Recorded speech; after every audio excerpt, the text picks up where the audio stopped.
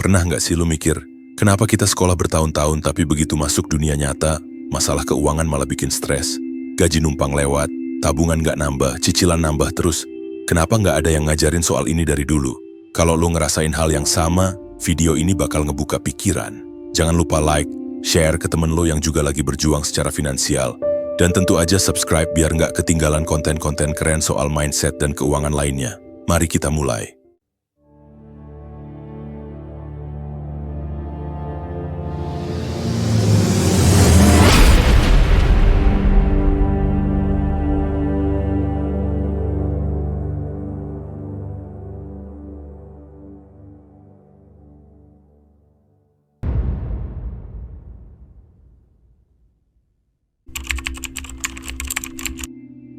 Oke, jadi kita bahas dulu dari awal sebenarnya uang itu apaan sih? Jangan langsung mikir duit kertas yang kamu pegang di dompet ya. Karena uang itu lebih dari sekadar lembaran kertas atau saldo digital di rekening. Uang itu sebenarnya alat tukar, alat buat mempermudah pertukaran barang dan jasa. Zaman dulu orang barter, lu punya ayam, lu tuker sama beras. Tapi masalahnya barter itu ribet banget. Gimana kalau orang yang punya beras nggak butuh ayam? Nah, disitulah muncul konsep uang. Uang bikin hidup kita jauh lebih simpel. Nggak perlu nyari orang yang pengen ayam buat dapat beras. Tinggal jual ayam dapat uang beli beras. Gitu. Pertama, definisi dan fungsi uang. Jadi kalau mau didefinisiin secara sederhana, uang itu alat tukar yang disepakati bersama untuk memudahkan transaksi ekonomi. Tapi fungsi uang nggak cuma satu, bro. Ada 4 fungsi utama. Fungsi 1, alat tukar. Ini yang paling basic. Lo pakai uang buat beli barang atau jasa. Daripada barter, tinggal bayar. Simple. Fungsi 2, satuan hitung atau unit of account. Uang juga dipakai buat ngukur nilai suatu barang, misalnya motor harganya 20 juta. Itu memudahkan kita ngebandingin. Motor 20 juta, laptop 10 juta, kopi 20 ribu. Jadi kita ngerti mana yang lebih mahal, mana yang lebih murah.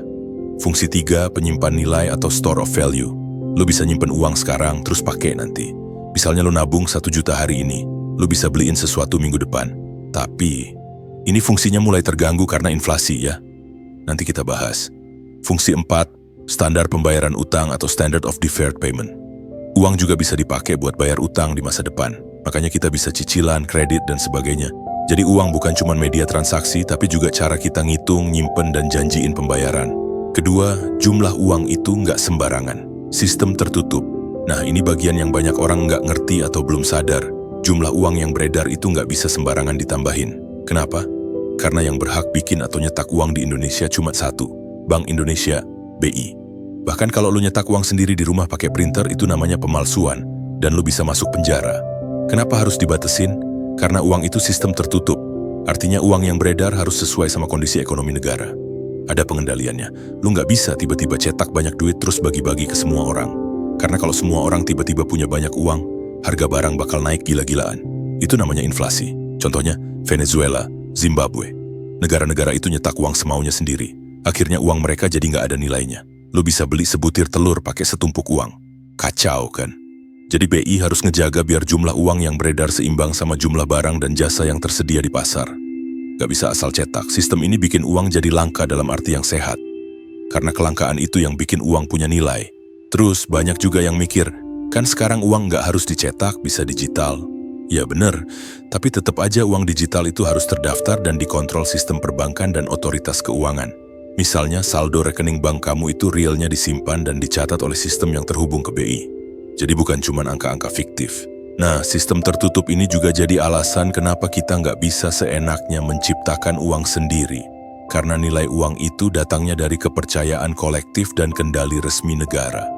Kalau tiba-tiba semua orang bisa bikin mata uang sendiri dan dipakai buat transaksi sehari-hari, ya sistem ekonomi bakal berantakan, gak ada stabilitas, gak ada patokan nilai, dan ujung-ujungnya ya chaos. Makanya uang punya aturan main. Harus ada pengendalian jumlahnya dan itu harus lewat otoritas resmi. Karena nilai uang bukan cuma dari kertasnya, tapi dari rasa percaya bahwa uang itu bisa dipakai buat beli sesuatu. Dan karena nilainya datang dari kepercayaan kolektif itu tadi, maka menjaga kestabilan uang jadi salah satu tugas utama bank sentral. Mereka harus jaga supaya jumlah uang beredar pas, inflasi terkendali, dan nilai tukar nggak gonjang-ganjing. Itulah kenapa uang itu bukan sembarang benda dan bukan cuma soal jumlah, tapi soal sistem, soal kepercayaan, soal kontrol. Oke, kalau lo perhatiin ya, dari SD sampai kuliah, kita tuh diajarin buat jadi pinter, nurut, dan kerja keras. Lo belajar matematika, fisika, sejarah, PPK, biologi, dan lain-lain. Lo disuruh disiplin, masuk pagi, ikut ujian, ngerjain tugas. Tujuannya apa? Supaya nanti lulus dan bisa dapat kerja yang bagus. Itu yang diajarin sekolah. Kerja bagus sama dengan gaji bagus sama dengan hidup aman. Udah, titik. Jadi sejak kecil kita dibentuk buat ngejar pendapatan aktif. Artinya, lu kerja, lu dapat duit. Gak kerja, ya gak dapat apa-apa. Gampangnya, duit lu tergantung seberapa keras dan seberapa lama lu kerja. Dan ini bukan hal jelek ya. Gue juga dulu mikirnya begitu karena sekolah ngajarin kalau kerja keras itu kuncinya. Kerja keras sama dengan sukses. Mau jadi dokter, pengacara, PNS, insinyur, semuanya kerja keras dulu baru dapat gaji. Masalahnya, gak ada yang ngasih tahu kalau ternyata itu baru setengah cerita. Yang gak diajarin sekolah adalah bahwa kalau lu cuma ngandelin pendapatan aktif seumur hidup, hidup lu akan selalu ada di lingkaran kerja. Capek, dapat gaji, habis, kerja lagi. Dan itu terus berulang. Sekolah gak ngajarin tentang pendapatan pasif. Gak pernah ada pelajaran cara bikin uang kerja buat lu. Gak ada mapel bagaimana membangun aset yang menghasilkan. Gak ada guru yang bilang, selain kerja di kantor, kamu juga bisa bikin sistem biar duit datang sendiri walau kamu lagi tidur. Padahal, di dunia nyata, itu yang bikin orang bisa bebas secara finansial. Coba lu pikir, kalau lu dapat gaji 10 juta per bulan, dan pengeluaran lu 8 juta, berarti sisa 2 juta doang tiap bulan. Lu simpen 2 juta ini, tapi harga-harga tiap tahun naik. Mau nyampe kebebasan finansial butuh waktu 30 tahun, dan itu pun belum tentu cukup. Sementara ada orang lain yang bangun bisnis digital, atau punya 3 rumah kontrakan, atau punya saham di 5 perusahaan besar, dan tiap bulan dapat duit masuk jutaan bahkan puluhan juta, tanpa kerja tiap hari. Mereka bisa liburan, bisa quality time, bisa mikirin hidup. Dan lo masih stuck di macet, masih lembur, masih ngatur sisa gaji biar nggak jebol akhir bulan. Kenapa ini nggak diajarin di sekolah? Karena sekolah dibangun bukan buat bikin entrepreneur atau investor. Sekolah dibentuk buat mencetak pegawai, buat ngisi sistem industri. Lu nurut, lu kerja, lu patuh sama struktur, lu dapat imbalan. Makanya mindset yang dibentuk, lulus dengan nilai bagus, masuk kerja di perusahaan stabil, terima gaji bulanan, dapat THR dan pensiun. Udah, itu target hidupnya. Gak ada tuh kurikulum yang ngajarin gimana cara invest di saham sejak muda, gimana ngerti arus kas, gimana bangun sistem digital yang auto menghasilkan duit, atau gimana beli properti yang bisa disewain dan hasilin pendapatan pasif. Dan yang paling penting, sekolah gak ngajarin bahwa waktu kita tuh terbatas. Kerja aktif sama dengan tuker waktu buat uang. Tapi lu cuma punya 24 jam sehari. Dan tenaga lu gak bakal selamanya kuat. Kalau lu sakit, atau lu pensiun, atau lu di PHK, penghasilan aktif lu bisa langsung nol. Makanya banyak orang yang akhirnya panik di usia 40-50-an karena mereka sadar selama ini cuma punya satu sumber penghasilan dan itu bisa hilang kapan aja. Sementara pendapatan pasif itu beda. Pendapatan pasif itu duit dari properti yang disewain, dividen dari saham, royalti dari karya, penghasilan dari konten yang masih ditonton, pemasukan dari bisnis yang udah jalan pakai sistem. Pendapatan pasif itu nggak tergantung jam kerja lo. Lo bisa tidur, bisa jalan-jalan, bisa sakit, tapi duit tetap masuk. Bukan karena lo kerja terus, tapi karena lo udah bangun aset atau sistem yang kerja buat lo. Masalahnya, kita semua tumbuh besar di sistem yang ngajarin kita buat jadi roda, bukan jadi pemilik mesin. Kita belajar gimana caranya jadi karyawan yang baik, tapi nggak pernah diajarin gimana jadi pemilik usaha, atau gimana punya aset yang bisa narik duit masuk. Jadi wajar banget kalau pas sudah masuk dunia kerja, banyak yang ngerasa capek, stuck, atau bahkan frustrasi. Karena hidup kok rasanya nggak maju-maju. Padahal bukan salah lu cuma nggak pernah dikasih tahu bahwa ada cara lain. Dan kabar baiknya sekarang lu tahu, lu bisa mulai dari kecil. Mulai nyisihin sebagian dari pendapatan aktif lu. Buat pelan-pelan bangun pendapatan pasif. Mungkin sekarang lu masih kerja 9-5. Nggak masalah. Tapi mulai pikirin apa yang bisa gue bangun yang nanti bisa ngasih penghasilan walau gue nggak ngelakuin apapun hari itu. Itu bisa mulai dari investasi rutin, bikin konten, bangun produk digital, mulai bisnis kecil-kecilan yang bisa lo otomatisasi, bikin aset yang punya potensi jangka panjang. Karena intinya cuma satu, pendapatan aktif bikin lo bertahan, tapi pendapatan pasif bikin lo bebas. Oke, gini. Kebanyakan orang dari kecil tuh dikasih mindset kayak gini, waktu itu uang. Kalimat ini sering banget kita dengar dan sekilas benar, tapi kalau lo pikirin lebih dalam sebenarnya waktu jauh lebih mahal daripada uang. Kenapa? Karena uang bisa dicari lagi, uang bisa ditambah. Lu bisa kerja lembur, dapat proyek tambahan, dagang, freelance, investasi, duit bisa balik. Tapi waktu, sekali lewat nggak bisa diulang. Lu nggak bisa beli ulang umur 20 lu yang udah lewat. Lu nggak bisa beli balik 5 tahun yang kebuang buat kerja di tempat yang salah. Itu kenapa banyak orang sukses yang akhirnya sadar. Main game di hidup ini bukan soal ngumpulin uang sebanyak-banyaknya, tapi soal gimana cara make waktu sebaik-baiknya. Dan disinilah muncul konsep yang keren banget, time leverage. Artinya gimana caranya lu pakai waktu orang lain, sistem atau teknologi buat dapetin hasil lebih banyak daripada kalau lu ngandelin waktu lu sendiri. Karena lu cuma punya 24 jam sehari. Lu nggak bisa nambahin, tapi lu bisa ngaliin waktu lu kalau lu ngerti cara leverage. Misalnya gini, lu kerja sendiri, 1 jam sama dengan 1 jam hasil kerja. Tapi kalau lu punya tim 5 orang, kerja bareng selama 1 jam sama dengan 5 jam hasil kerja. Itu artinya lu baru aja ngaliin waktu lu sendiri pakai waktu orang lain. Atau contoh lain, lu bikin video YouTube 1 kali, lu capek banget 8 jam ngedit. Tapi pas videonya naik, ditonton ribuan orang berulang-ulang. Lu lagi tidur pun video itu tetap kerja. Itu leverage. Lu udah ngeluarin waktu 8 jam, tapi hasilnya bisa jalan sendiri buat minggu-minggu bahkan tahun-tahun ke depan. Kebanyakan orang yang stuck di hidup, itu karena mereka selalu tuker waktu buat uang. Mereka kerja keras, lembur, capek, tapi tetap merasa kekurangan. Karena ya itu tadi, lu cuma bisa kerja segitu-gitunya. Coba bayangin, lu kerja 12 jam sehari. Udah maksimal tuh, lu dapat 10 juta sebulan, tapi lu pengen nambah penghasilan. Lu udah nggak punya waktu lagi buat kerja tambahan. Akhirnya mentok. Sementara orang lain yang ngerti time leverage, mereka nggak mikirin gimana kerja lebih keras. Mereka mikirin gimana bikin sistem yang kerja buat gue. Time leverage itu bukan berarti lu jadi pemalas yang pengen kaya tanpa ngapa-ngapain. Justru ini butuh kerja keras di awal, tapi kerja kerasnya buat bangun sesuatu yang bisa jalan sendiri. Contohnya, lu bangun bisnis kecil yang punya SOP jelas, bisa dijalanin karyawan. Lu bikin e-book atau course online. Bikin cuman sekali tapi bisa dijual terus. Lu bikin konten yang punya nilai jangka panjang, edukatif, informatif, timeless. Lu belajar otomatisasi kerjaan pakai tools digital. Jadi kerja 5 jam bisa selesai dalam 1 jam. Itu semua bentuk time leverage. Dan yang menarik, time leverage juga bisa datang dari uang. Lu punya uang, lu bisa beli waktu orang lain. Contoh simple, daripada lu nyuci motor 2 jam sendiri, lu bayar tukang cuci 20.000. 2 jam itu bisa lu pakai buat kerja, belajar, atau istirahat. Atau lu punya bisnis, lu bayar orang buat handle admin, CS, bahkan produksi. Lu tinggal fokus mikir strategi. Waktu lu nggak kepake buat hal teknis, tapi buat hal penting yang hasilnya jauh lebih gede.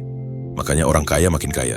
Karena mereka nggak ngerjain semua sendiri. Mereka punya tim, punya sistem, punya tools, punya leverage.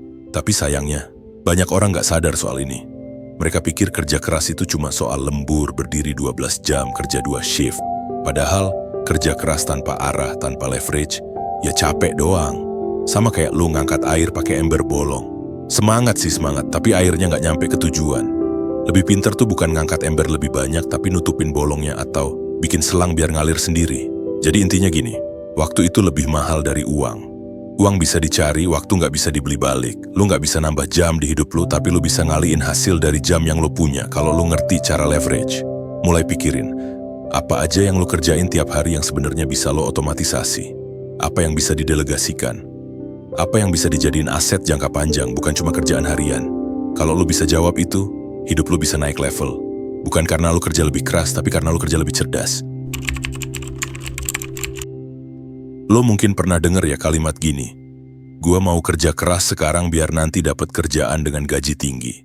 Dan di satu sisi, itu emang terdengar kayak tujuan hidup yang ideal. Siapa sih yang gak mau gaji 15, 20, bahkan 30 juta per bulan? Kelihatannya keren, pasti bisa hidup enak, bisa healing tiap bulan, bisa upgrade lifestyle. Tapi di balik itu ada sesuatu yang banyak orang gak sadar. Gaji tinggi itu bisa jadi jebakan. Dan ini yang disebut dengan middle class trap. Jadi middle class trap itu apa? Gampangnya, ini jebakan hidup yang dialami sama kelas menengah. Punya gaji yang lumayan tapi tetap ngerasa kekurangan, gak punya waktu dan gak bisa keluar dari siklus kerja habis. Jadi meskipun secara angka lo kelihatan mapan, tapi sebenarnya lo gak bebas. Lo terikat banget sama gaya hidup dan rutinitas yang lo bentuk sendiri tanpa sadar. Contoh ya, lo dapat kerja bagus, gaji 20 juta, awalnya tinggal di kosan 1 juta, motoran ke kantor, makan warteg 15.000. Tapi begitu gaji naik, lu pindah ke apartemen 5 juta, beli mobil cicilan 4 juta, ngopi di coffee shop tiap hari 50.000. Weekend staycation, langganan semua platform streaming. Makan bukan buat kenyang tapi buat konten. Gaji naik, gaya hidup naik. Tiap naik gaji, naik juga pengeluaran. Akhirnya yang tadinya 20 juta itu terasa pas-pasan. Nggak ada sisa. Dan lo harus terus kerja buat nutup semua tagihan. Itu dia jebakan utamanya. Lo jadi kerja buat bayar semua keputusan impulsif dari gaya hidup orang sukses versi Instagram. Nah, disinilah letak bahayanya. Karena makin tinggi gaji lo, makin tinggi juga risiko lo terperangkap. Kenapa? Karena lo makin takut kehilangan pekerjaan itu. Lo makin takut buat ambil risiko. Mau mulai bisnis? Takut ninggalin gaji. Mau pindah karir? Takut kehilangan penghasilan tetap. Mau istirahat sebulan, cicilan jalan terus, bro. Jadi meskipun di atas kertas lo kelihatan kaya, sebenarnya lo itu terjebak gaya hidup yang lo bentuk sendiri. Dan jangan salah ya, middle class trap itu bukan soal nominal gaji. Lo bisa gaji 5 juta dan hidup tenang karena punya pola keuangan sehat. Atau lo bisa gaji 30 juta tapi stres tiap awal bulan karena semua udah habis buat cicilan. Yang bikin middle class trap itu jebakan bukan cuma penghasilan tinggi, tapi karena nggak ada kesadaran tentang bagaimana cara ngatur uang dan waktu. Dan ini diperparah sama budaya di sekitar kita. Dari kecil kita diajarin buat ngejar kerjaan yang stabil, penghasilan besar, dan kelihatan keren. Tapi nggak diajarin cara membedakan antara pendapatan dan kekayaan. Padahal beda banget. Pendapatan itu apa yang lo dapet tiap bulan. Kekayaan itu apa yang lo simpen, lo kembangin, lo investasikan. Banyak orang berpendapatan tinggi tapi nol tabungan, nol investasi, nol aset. Kalau dipecat hari ini bisa bertahan nggak sampai 2 bulan. Jadi yang sebenarnya penting itu bukan seberapa besar lo dapet, tapi seberapa cerdas lo kelola dan kembangin. Nah, sekarang coba lo tanya ke diri sendiri. Apakah gaya hidup gue naik tiap kali gaji naik? Apakah gue beli sesuatu karena butuh? Atau karena pengen kelihatan udah sukses? Apakah gue punya rencana keluar dari lingkaran kerja habis ini? Kalau lo nggak pernah mikirin itu, bisa jadi lo udah masuk ke jebakan middle class, tapi nggak sadar. Dan biasanya karena sibuk ngejar kerjaan bagus, gaji besar, banyak orang jadi nggak punya waktu buat belajar tentang investasi, bangun aset, bikin pendapatan pasif, bahkan sekadar ngatur cash flow pribadi. Padahal itulah hal-hal yang bisa ngebantu lo keluar dari jebakan ini. Lo bisa tetap kerja kantoran gak masalah. Tapi kalau lo punya mindset kekayaan, gaji lo bukan cuma buat dibelanjain tapi buat ngebangun pondasi finansial yang kuat. Intinya, gaji tinggi itu bukan tujuan akhir. Itu cuman alat. Kalau alat ini gak lo pakai buat ngebangun sesuatu yang bisa jalan sendiri, entah itu bisnis, investasi, properti, atau skill jangka panjang, maka lo bakal terus kerja, terus ngejar, terus capek, dan tetap gak bebas secara finansial. Dan ingat, middle class trap itu tenang, sampai lo sadar udah tua dan belum punya apa-apa. Banyak orang mikir mereka udah ngerti soal keuangan. Udah ngerasa pinter karena bisa nabung, bisa cicil rumah, bisa beli mobil, punya penghasilan tetap. Tapi begitu baca buku Rich Dad Poor Dad-nya Robert Kiyosaki, banyak yang langsung ngerasa, oh gila, selama ini gue salah paham soal apa itu aset dan apa itu liabilitas. Karena versi Kiyosaki, definisi aset dan liabilitas tuh beda banget dari apa yang biasa diajarin sekolah atau bank. Di sekolah kita diajarin aset itu ya semua yang punya nilai, rumah, mobil, perhiasan, bahkan HP mahal. Pokoknya selama bisa diuangkan itu dianggap aset.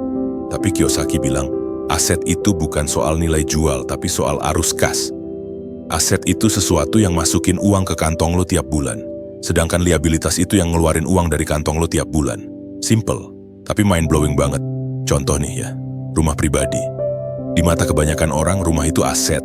Karena nilainya naik terus bisa dijual mahal nanti. Tapi menurut Kiyosaki, kalau rumah itu lo tinggali dan tiap bulan lo bayar KPR, listrik, pajak, maintenance, dan semua pengeluaran lainnya, maka rumah itu sebenarnya liabilitas. Karena tiap bulan nguras uang, bukan ngasih uang. Mobil. Kebanyakan orang bangga punya mobil baru. Tapi mobil itu makin lama nilainya turun, belum lagi ada biaya bensin, servis, pajak, asuransi. Kalau mobil itu nggak lo pakai buat cari uang, misalnya jadi armada sewa, taksi online, atau logistik, yaitu liabilitas juga. Sebaliknya, properti yang disewakan. Lo beli kos-kosan, lo sewain tiap bulan masuk 5 juta meski lo cuma keluarin 1 juta buat maintenance. Nah itu baru aset, karena dia ngasih lo income pasif, saham yang ngasih dividen. Setiap tahun ada pembagian untung, itu aset, karena masukin duit ke dompet lo. Buku yang lo tulis dan dijual terus di marketplace. Lo nggak kerja lagi buat jualannya tapi duit tetap masuk, itu aset juga. Makanya Kiyosaki selalu ngomong, orang kaya beli aset, orang miskin beli liabilitas tapi nyebutnya aset. Ini kenyataan yang pahit, tapi akurat banget. Karena kebanyakan orang beli barang bukan karena fungsinya, tapi karena gengsi. Punya rumah di klaster elit, mobil mewah, gadget terbaru, padahal semua itu bukan masukin uang tapi keluarin uang. Akhirnya kerja keras terus tapi tetap gak pernah bebas secara finansial. Dan ini nyambung ke konsep cash flow quadrant yang Kiyosaki bahas juga. Dia bilang ada 4 tipe orang dalam dunia penghasilan. 1. I. Employee, kerja buat orang lain.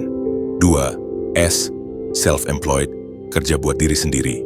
Freelancer, pengusaha kecil. 3. B. Business owner, punya sistem yang jalan sendiri. 4. I. Investor, uangnya kerja buat dia. Nah, yang udah ngerti bedanya aset dan liabilitas biasanya mulai pindah dari E dan S ke B dan I. Kenapa? Karena mereka fokus ngumpulin aset yang bisa kerja sendiri. Mereka nggak mau selamanya tukar waktu buat uang. Dan gini loh bro, lu boleh banget beli rumah, boleh banget beli mobil, tapi pastiin aja sebelum lu beli barang yang masuk kategori liabilitas, lu udah punya cukup aset yang biayain semua itu. Jadi misalnya, lu punya properti yang ngasih income 10 juta per bulan. Lalu lu pakai 3 juta dari itu buat bayar cicilan mobil. Berarti mobil itu dibayarin sama aset. Lu nggak perlu nambah beban kerja, nggak perlu nguras gaji. Itu cara yang sehat buat naik level hidup tanpa ngebebanin diri. Yang jadi masalah tuh, kebanyakan orang beli liabilitas duluan baru mikir cara bayarnya belakangan. Akhirnya, terjebak di lingkaran cicilan seumur hidup. Nafasnya pendek, tabungannya tipis, dan stres tiap awal bulan. Makanya penting banget punya mindset aset versus liabilitas versi Kiyosaki ini. Lo bisa mulai kecil, nggak harus langsung beli properti atau saham. Lo bisa bikin konten yang bisa dimonetisasi. Lo bisa bangun channel YouTube. Lo bisa jualan digital produk. Lo bisa bikin usaha kecil yang punya sistem. Intinya, bangun hal-hal yang bisa jalanin uang ke kantong lo tanpa lo harus kerja terus. Karena begitu lo punya aset yang cukup, lo bebas mau kerja atau enggak. Lo punya pilihan. Dan disitulah menurut Kiyosaki kebebasan finansial itu dimulai. Orang kaya dan orang biasa sering banget beda bukan karena kerjaannya, bukan karena jam kerjanya, bahkan bukan karena pendidikannya, tapi karena satu hal yang jarang dibahas, mindset soal uang. Cara mereka mikir tentang uang itu beda 180 derajat. Contoh paling sederhana, banyak orang kalau dapat uang pikirannya langsung, gimana cara gue habisin ini, belanja apa, upgrade gaya hidup apa, cicil apa, beli barang yang belum punya. Tapi orang yang punya mindset sehat soal uang mikirnya beda. Gimana caranya gue bikin uang ini kerja buat gue? Itu perbedaan pertama yang gede banget. Dan ini bukan soal pelit tapi soal arah berpikir. Coba kita bahas dari awal. Sebagian besar dari kita tumbuh dengan cara pandang soal uang yang, ya, bisa dibilang kacau. Dari kecil kita sering dengar, uang itu sumber masalah. Orang kaya pasti serakah. Kita nggak usah mikirin uang, yang penting ikhlas. Kerja keras pasti kaya. Kalau pengen kaya, sekolah yang rajin, kerja di tempat bagus. Kalimat-kalimat kayak gitu numpuk di alam bawah sadar, jadi kayak program otomatis. Akhirnya kita tumbuh dewasa dengan pikiran bahwa uang itu kotor, susah, dan cuma bisa didapat kalau kita ngorbanin waktu, tenaga, bahkan hidup. Padahal nggak gitu. Uang itu netral. Bukan baik, bukan jahat. Dia cuma alat. Yang bikin uang jadi bermasalah itu manusianya. Uang cuma nunjukin karakter asli lo. Kalau lo baik, punya uang bikin lo bisa bantu banyak orang. Kalau lo brengsek, ya uang cuma bikin kebrengsekan lo makin gede. Sekarang coba kita bahas beberapa bentuk mindset negatif soal uang yang sering banget kejadian. 1. Takut uang. Banyak orang secara nggak sadar takut punya uang banyak. Mereka mikir, nanti kalau gue punya duit, gue jadi nggak humble. Atau, gue nggak ngerti ngelola, nanti hilang, nanti ditipu. Akhirnya, begitu dapat rezeki gede langsung dihabisin belanja ini itu. Karena deep down, mereka nggak nyaman punya uang. 2. Selalu mikir uang itu terbatas. Ini yang disebut scarcity mindset. Mereka mikir, kalau dia kaya, berarti jatah gue makin kecil. Rezeki orang lain itu ngegeser rezeki gue. Padahal dunia nggak gitu. Ekonomi itu bisa berkembang. Uang itu bisa terus muter dan nambah. Bukan kayak roti satu loyang yang kalau dimakan orang lain, lu nggak kebagian. Scarcity mindset bikin lu jadi pelit, gampang iri, nggak bisa kolaborasi, dan takut ambil risiko. Karena lu mikir uang itu langka dan susah didapetin. 3. Menyamakan nilai diri dengan jumlah uang. Ini juga banyak banget terjadi. Banyak orang ngerasa kalau dia nggak punya uang, dia jadi rendah diri. Ngerasa nggak berharga, minder, nggak layak didengar. Padahal nilai lu sebagai manusia tuh bukan dari saldo rekening, tapi dari cara lu ngambil keputusan, bertanggung jawab, dan berproses. Uang itu penting, iya, tapi dia bukan penentu harga diri. 4. Mindset asal cukup. Orang sering banget ngomong, gua nggak mau kaya, yang penting cukup. Tapi faktanya hidup nggak bisa asal cukup doang. Biaya hidup naik, orang tua butuh dirawat, anak pengen sekolah, kita butuh darurat, lo butuh dana pensiun, Lu nggak akan bisa bantu orang lain kalau lu aja masih nyusahin diri sendiri. Mindset asal cukup bikin lu stuck di zona nyaman yang semu. Padahal lu bisa berkembang jauh lebih dari itu. Nah, sekarang kita bandingin dengan mindset sehat soal uang. Orang yang punya mindset sehat biasanya mikir kayak gini. Gue layak kaya, karena dengan uang gue bisa kasih dampak lebih besar. Gue pengen belajar tentang keuangan bukan karena serakah, tapi biar bisa ngatur hidup lebih bijak. Gue pengen punya banyak aset biar gak selamanya tuker waktu buat uang. Gue gak takut gagal karena selalu ada jalan buat bangkit lagi. Orang-orang ini punya growth mindset dalam hal uang. Mereka belajar investasi, manajemen keuangan, ngerti cash flow, dan gak gampang silau sama gaya hidup. Dan satu hal penting dalam psikologi uang adalah setiap keputusan finansial itu punya latar belakang emosional. Kadang lu beli barang bukan karena lu butuh, tapi karena lu pengen validasi. Pengen ngerasa gue juga mampu. Pengen ngebuktiin ke orang tua. Pengen dipandang berhasil. Tapi semua itu kalau nggak lu sadari bisa bikin lu jatuh dalam siklus utang dan stres finansial. Makanya penting banget buat punya kesadaran. Gue beli ini karena emosi atau karena rasional. Jadi kalau kita ngomongin kaya beneran, bukan cuma punya banyak duit, tapi kaya secara mental. Itu semua dimulai dari cara lu mikir tentang uang. Apakah lu punya kendali atas uang, atau uang yang ngontrol lu? Apakah lu bisa bikin keputusan finansial tanpa tekanan? Apakah lu merasa damai waktu ngeliat saldo lu? Atau malah cemas terus tiap akhir bulan? Itu semua bukan soal gaji berapa, tapi soal mindset dan psikologi yang ada di baliknya. Mindset lu tentang uang bisa jadi pondasi, bisa juga jadi penjara. Kalau lu nggak aware, lu bisa kejebak di siklus yang sama terus. Kerja, dapat duit, habisin, ulang lagi. Tapi kalau lu mulai ubah cara lu mikir, lu bisa pelan-pelan keluar dari pola itu. Mulai punya kendali, mulai punya visi, dan akhirnya bisa pakai uang buat hal-hal yang beneran penting. Kebebasan, waktu, keluarga, kontribusi, dan ketenangan hidup. Lu pernah ngerasa nggak sih? Dulu jajan 10.000 dapat banyak. Sekarang 10.000 kayak cuma dapat angin. Atau lu inget waktu SD harga mie instan masih 1.000-an, sekarang udah 2 kali lipat. Itu bukan perasaan lu doang, itu namanya inflasi. Dan ya, ini kenyataan pahit. Nilai uang lu terus menyusut tiap tahun. Inflasi itu apa sih sebenarnya? Simpelnya, inflasi adalah kondisi harga barang dan jasa naik secara umum dan terus-menerus dalam jangka waktu tertentu. Artinya daya beli uang lu menurun. Bukan uangnya yang hilang, tapi kemampuannya buat beli sesuatu makin lemah. Contoh paling gampang, kalau tahun ini lu bisa beli 1 liter bensin dengan 15.000, dan tahun depan harganya naik jadi 17.000, maka nilai 15.000 lu udah nggak bisa beli hal yang sama. Itu inflasi.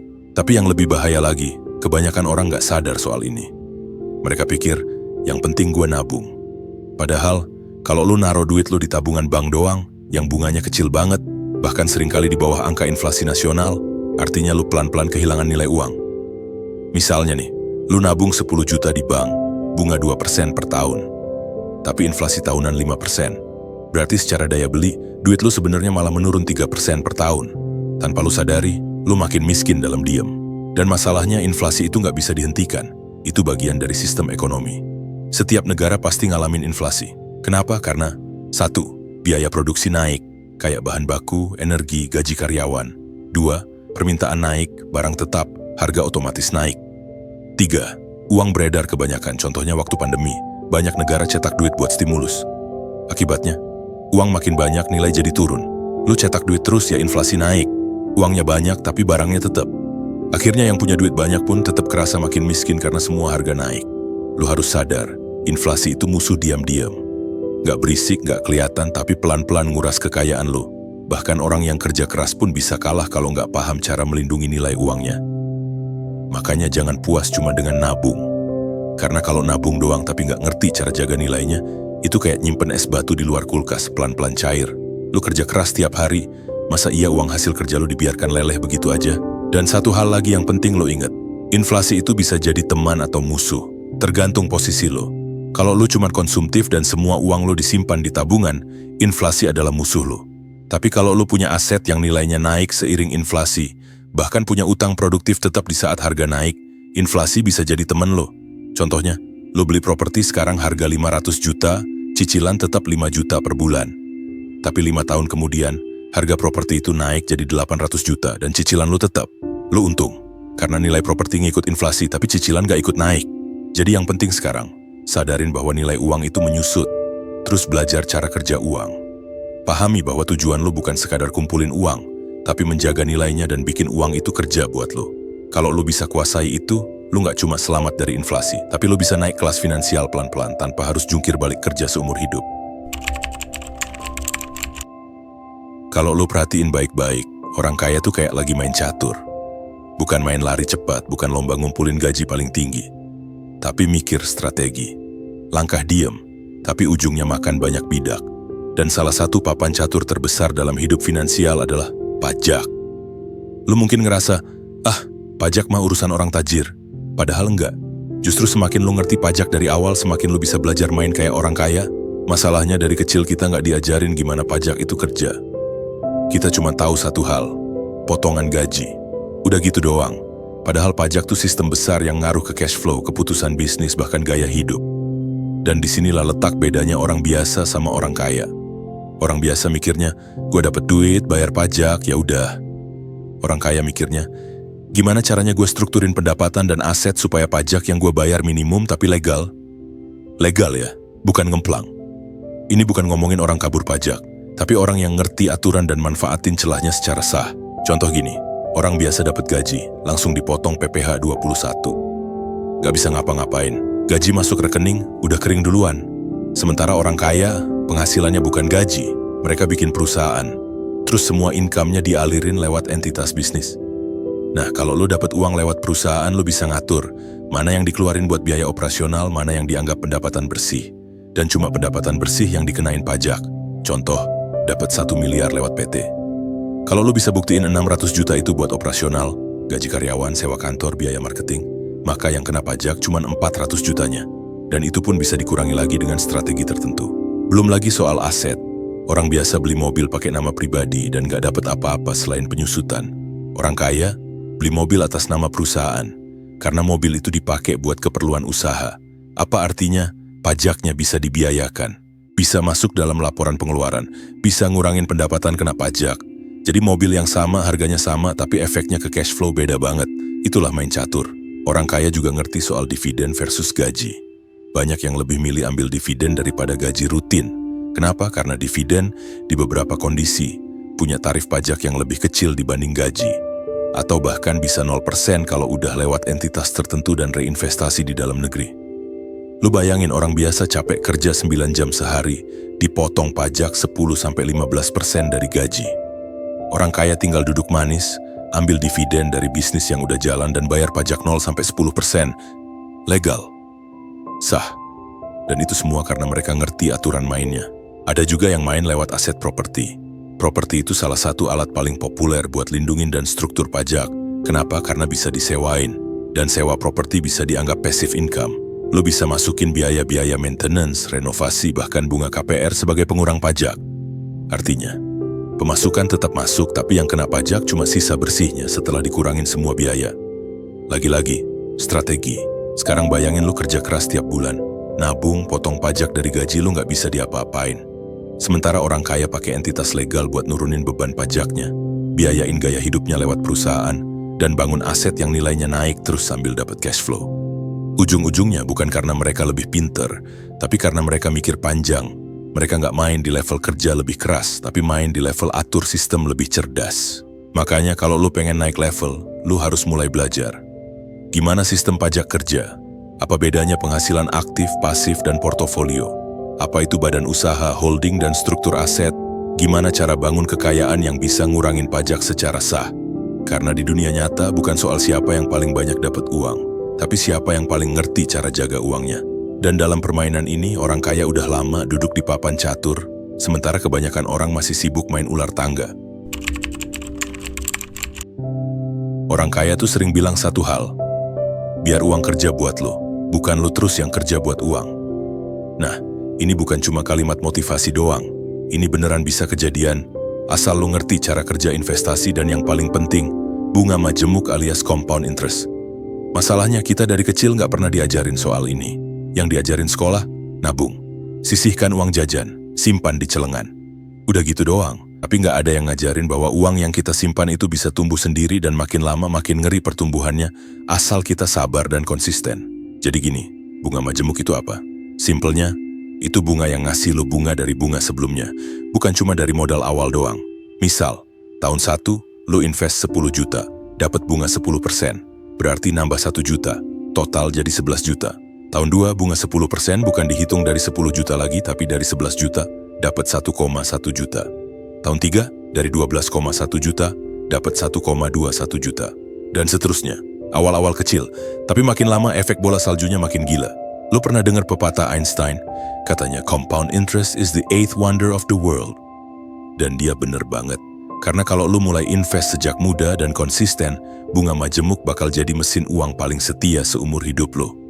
Contoh nih, lo invest 1 juta per bulan di instrumen yang kasih return 12% per tahun. Kalau lo lakuin itu selama 10 tahun, total uang yang lo keluarin sama dengan 120 juta. Tapi nilai investasinya bisa jadi sekitar 240 juta. Double. Kalau lo terusin sampai 20 tahun, total uang lo yang disetor sama dengan 240 juta. Tapi nilainya bisa jadi 800 juta ke atas. Dan kalau lo tahan sampai 30 tahun, bisa tembus 2 miliar lebih dari cuma nyetor 1 juta per bulan. Itulah kekuatan bunga majemuk. Tapi masalahnya banyak orang gak sabar. Mereka maunya hasil cepet. Baru mulai nabung atau investasi 3 bulan terus bilang, lah kok segini-gini aja. Ih, reksadana cuma naik dikit. Aduh, saham gue turun seminggu, males. Padahal bunga majemuk tuh butuh waktu. Bukan kayak gorengan yang lo beli pagi terus makan siang udah dapet cuan. Ini lebih kayak tanam pohon. Awalnya lo nyiram dan gak kelihatan hasil. Tapi begitu tumbuh, lo bisa nikmatin buahnya terus-menerus. Orang kaya ngerti prinsip ini, makanya mereka gak buang waktu. Mereka mulai lebih cepat. Bahkan banyak dari mereka gak fokus ngejar penghasilan doang, tapi fokus naruh uang di tempat yang bisa numbuhin sendiri. Beda sama orang kebanyakan yang begitu dapat uang langsung mikir, beli apa ya? Orang kaya mikir, taruh kemana ya biar uang ini kerja buat gue? Dan satu hal lagi soal bunga majemuk, waktu adalah kunci. Makin cepat lo mulai, makin besar efeknya. 2 orang sama-sama invest 1 juta per bulan. Yang satu mulai umur 25, yang satu mulai umur 35. Sama-sama invest sampai umur 55. Total duit yang mereka keluarin hampir sama. Tapi hasil akhirnya bisa beda jauh.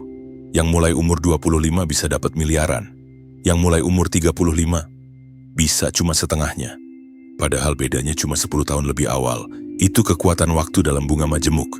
Makanya jangan remehin investasi kecil. Jangan nunggu gaji gede dulu. Jangan mikir nabung 500 ribu per bulan mah kecil. Karena bukan jumlahnya yang penting, tapi konsistensi dan waktu. Lu tabung 500 ribu per bulan disetor ke instrumen return 10% tahunan, 30 tahun lagi bisa jadi ratusan juta. Dan kalau income lu naik, lu tingkatin kontribusinya. Tapi mindset mulai sekarang itu yang paling penting. Bunga majemuk bisa kerja buat lo, atau lawan lo. Kalau lo invest, dia kerja buat lo. Tapi kalau lo ngutang konsumtif, bunga majemuk juga kerja. Tapi bukan buat lo, buat bank.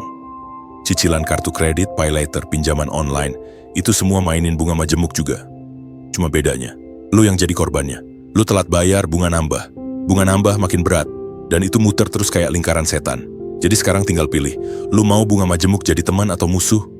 Uang tuh netral. Tinggal lo arahinnya kemana. Dan kalau lo bisa manfaatin konsep ini dari sekarang, masa depan lo bakal jauh lebih enteng dibanding mereka yang terus kerja keras tapi nggak pernah ngerti cara mainnya. Kalau ngomongin keuangan pribadi, banyak orang langsung fokus ke investasi, saham, kripto, cari cuan sana-sini. Tapi banyak yang lupa fondasi dasarnya, dana darurat. Dan ini penting banget, karena dalam hidup satu hal yang pasti, ketidakpastian. Lo bisa aja sehat hari ini, besok jatuh sakit. Kerjaan aman hari ini, minggu depan bisa kena PHK. Motor lo bisa hilang, rumah bisa bocor, HP bisa rusak, apapun bisa kejadian. Dan disinilah peran dana darurat. Buat jadi bantalan kalau hidup tiba-tiba ngasih lo plot twist. Sayangnya, hal kayak gini nggak pernah diajarin di sekolah. Yang diajarin, belajar keras, dapat nilai bagus, terus cari kerja yang aman. Tapi nggak ada yang ngomong, kalau lo kehilangan income sebulan, bisa survive nggak? Kalau lo kecelakaan dan nggak bisa kerja 2 bulan, masih bisa bayar kontrakan nggak? Dan jujur aja, banyak orang nggak siap. Kebanyakan orang hidup dari gaji ke gaji. Begitu kejadian darurat, langsung minjem, gesek kartu, atau nyari pinjol. Padahal semua itu bikin masalah makin besar. Dana darurat itu bukan soal kaya atau miskin, tapi soal mindset dan manajemen risiko. Karena bukan seberapa gede penghasilan lo, tapi seberapa siap lo kalau sesuatu yang nggak direncanain terjadi. Lo kerja freelance? Dana darurat lo harus lebih gede. Lo kerja kantoran tapi belum punya BPJS atau asuransi. Dana darurat makin penting. Lo udah punya keluarga? Lo bukan cuma mikirin diri sendiri. Lo harus mikirin istri, anak, orang tua juga. Sekarang berapa idealnya dana darurat? Tergantung situasi lo.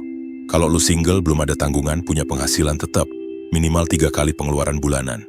Kalau lo udah berkeluarga atau kerja nggak tetap, idealnya 6-12 kali pengeluaran bulanan. Misal pengeluaran bulanan lo 5 juta, single sama dengan minimal 15 juta.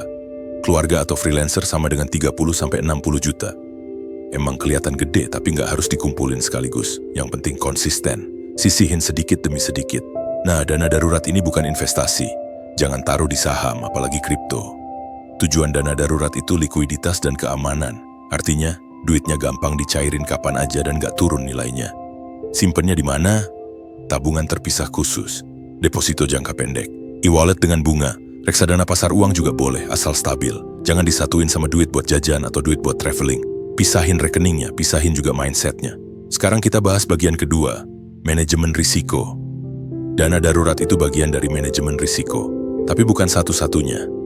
Manajemen risiko itu gimana caranya kita ngelindungin diri dari hal-hal yang bisa ngebocorin keuangan. Dan selain dana darurat, ada beberapa alat lain yang penting. 1. Asuransi.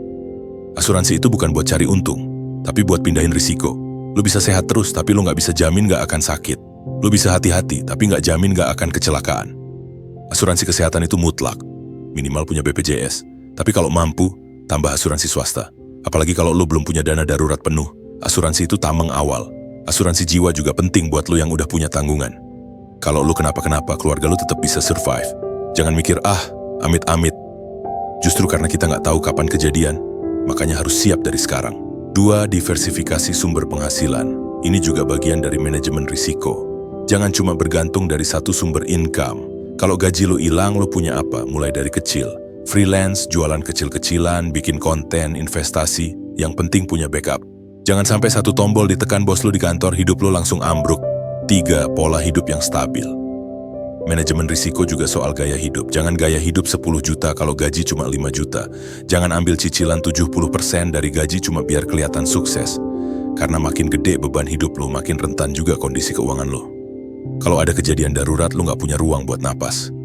Jadi manajemen risiko itu juga soal hidup di bawah kemampuan. Biar ada ruang buat antisipasi. Intinya, lo boleh fokus ngejar cuan, ngejar mimpi, investasi gede-gedean. Tapi jangan lupakan pondasinya, dana darurat dan manajemen risiko.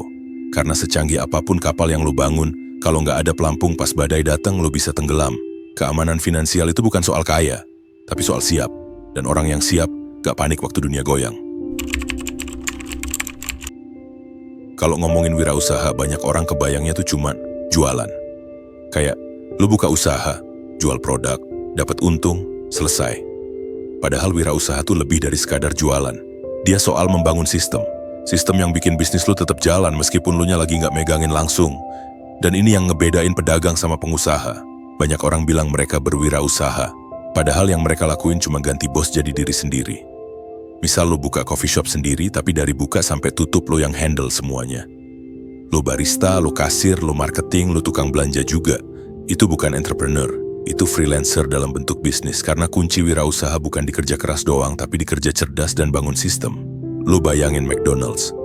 Siapa yang bikin burger? Bukan pendirinya, bahkan bukan CEO-nya.